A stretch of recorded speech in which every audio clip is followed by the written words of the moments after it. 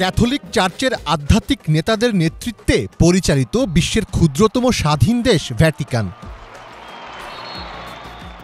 1929 সালে ইতালির রাজধানী রোমের মাঝখানে গড়ে ওঠে এই রাষ্ট্র, যে রাষ্ট্রের জনগোষ্ঠীর অধিকাংশই খ্রিস্টান ধর্মযাজক, পুরোহিত ও সন্ন্যাসী। এবার সেই ভ্যাটিকানের আদলে মুসলিমদের জন্য একটি ক্ষুদ্র রাষ্ট্র গড়ে তোলার পরিকল্পনা করছে ইউরোপের দেশ আলবেনিয়া। নতুন এই রাষ্ট্রকে তৈরি করা হবে বিশ্বে সুফিবাদের কেন্দ্র হিসেবে।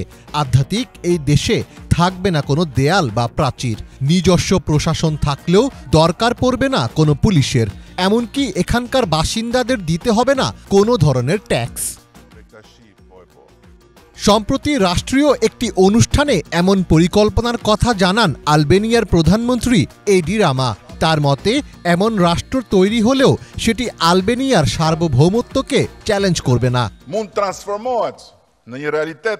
বিভিন্ন ধর্ম ও জাতীয়তার মানুষ ইতোমধ্যে আলবেনিয়ায় এসেছেন এবং আরও অনেকে ভবিষ্যতে আসবেন। আশা করি তারা একটা প্রতীকী রাষ্ট্রের খোলা দরজা দিয়েই আধ্যাত্মিক জগতে প্রবেশ করতে পারবেন। আমরা এখানে বিভক্ত করতে আসিনি, আমরা এসেছি একত্রিত হতে। মূলত সুফি সম্প্রদায়ের অন্তর্গত বেকতাশি মুসলিমদের জন্য আলবেনিয়ার রাজধানী তিরানায় একটি সার্বভৌম ক্ষুদ্র রাষ্ট্র গঠনের পরিকল্পনা চলছে। গত বছর জাতিসংঘের এক অনুষ্ঠানে বক্তব্য দেওয়ার সময়ও এই পরিকল্পনার কথা জানিয়েছিলেন এডি রামা। সে সময় তিনি বলেন, ভ্যাটিকান সিটির আদলে এই রাষ্ট্র প্রতিষ্ঠা করা হবে, যার নাম হবে the sovereign state of Bektashi order. গত 200 বছরে মুসলিম সংখ্যাগরিষ্ঠ রাষ্ট্র হিসেবে বিবেচিত হয়ে আসলেও 2024 সালে সেই তকমা হারায় আলবেনিয়া। সর্বশেষ জরিপ অনুসারে আলবেনিয়ার মোট জনসংখ্যার 45% মুসলিম ধর্মাবলম্বী। সেই সাথে পাল্লা দিয়ে বাড়ছে অবিশ্বাসীদের সংখ্যা। বর্তমানে দেশটির প্রায় 24% মানুষই কোনো ধর্মে বিশ্বাস করেন না।